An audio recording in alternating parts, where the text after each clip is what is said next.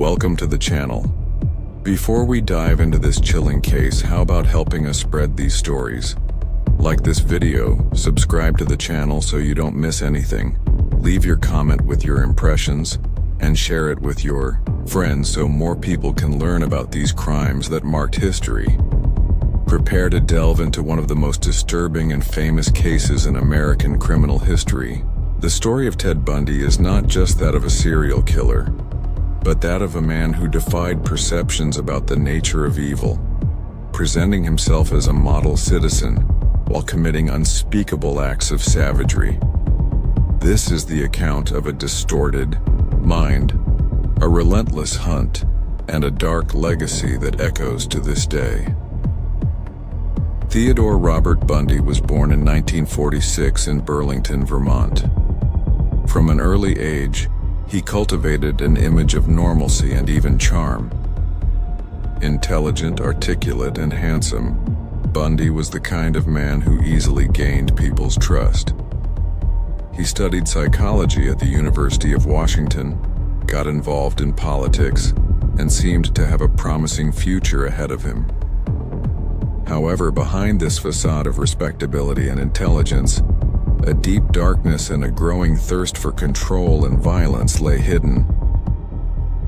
Despite later attempts by psychologists to find an obvious trigger in his childhood, the truth is that Bundy seemed like an ordinary young man. However, reports indicate a difficulty in forming true emotional bonds and a tendency towards manipulation. From the early 70s, this dysfunction began to manifest lethally. Between 1974 and 1978, Ted Bundy not only embarked on one of the most terrifying series of murders in the United States, but perfected a hunting method that made him almost invisible. He was a social chameleon, a wolf in sheep's clothing whose greatest weapon was his ability to appear harmless, trustworthy, and even attractive. His victims, predominantly young university women, ranging in age from late teens to early 20s, often shared similar physical characteristics. They were beautiful, Caucasian, and often had long hair parted in the middle. This consistency in the victim's profile later became a crucial element for investigators to try to trace patterns, although at first it seemed random.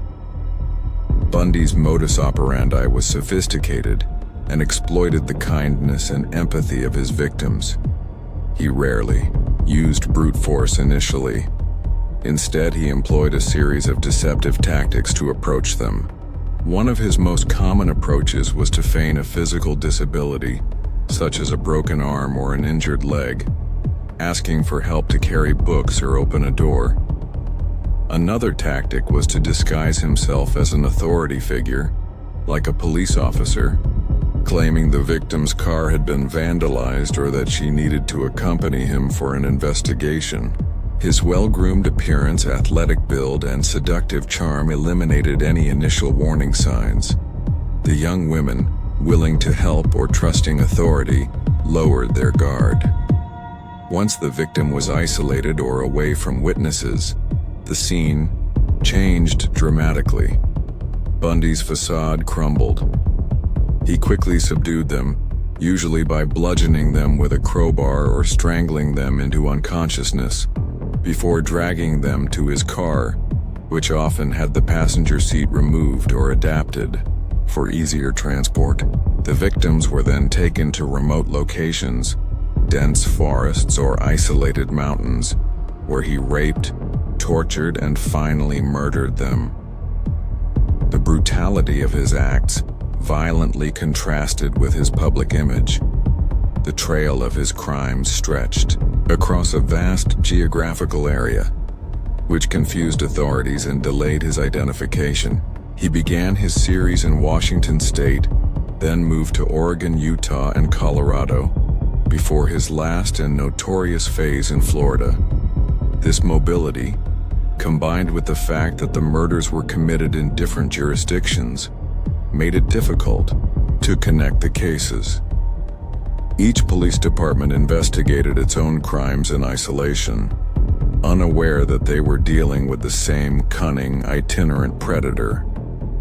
This geographical dispersion and the consistency of his method of attraction and murder made him an urban legend even before his identity was known. Young women on the West Coast lived in fear, and warnings about a charming man who could be anywhere spread by word of mouth.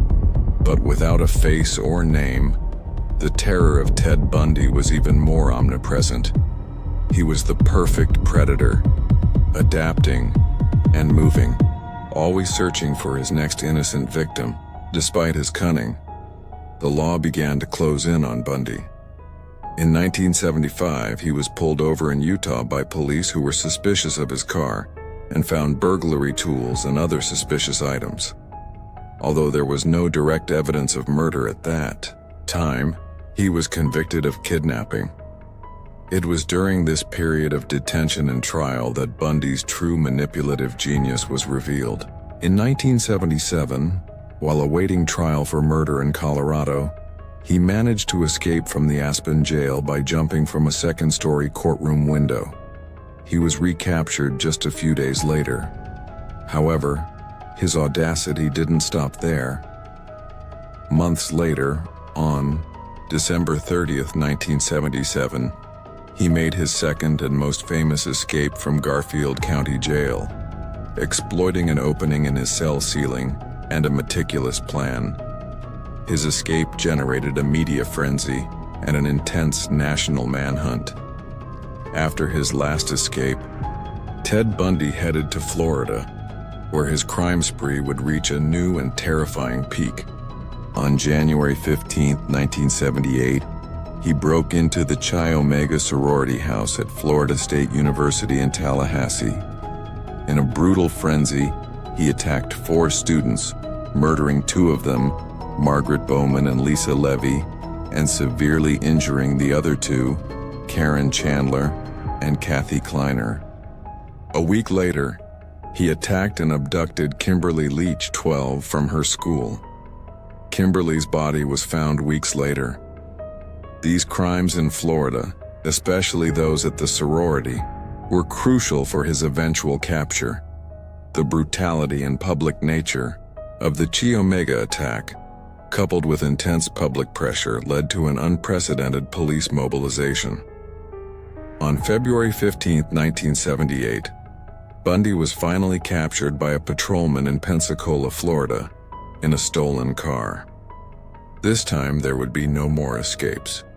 Ted Bundy's trials in Florida were a spectacle in themselves, widely televised and followed by millions of people. Bundy, a former law student, largely chose to defend himself, which added a theatrical element to the proceedings. His arrogance, charm, and apparent normalcy, in contrast to the horrifying nature of his crimes, fascinated and terrified the public. Despite his efforts to manipulate the jury and the media, the evidence against him was overwhelming, especially after the testimony of survivors who identified him. He was convicted of the Chi Omega murders and subsequently the murder of Kimberly Leach. Ted Bundy was sentenced to death. For years on death row, Ted Bundy continued to deny most of the crimes for which he was suspected. However, as his execution approached, he began to confess to an increasing number of murders to investigators, including some they had never attributed to him. These confessions, given in an apparent attempt to postpone his execution or perhaps to finally gain some control over his own narrative, revealed the truly frightening extent of his depravity. He admitted to murdering at least 30 young women, but the true count is likely much higher, with estimates ranging from 30 to over 100 victims. On January 24, 1989, Ted Bundy was executed in the electric chair at Florida State Prison.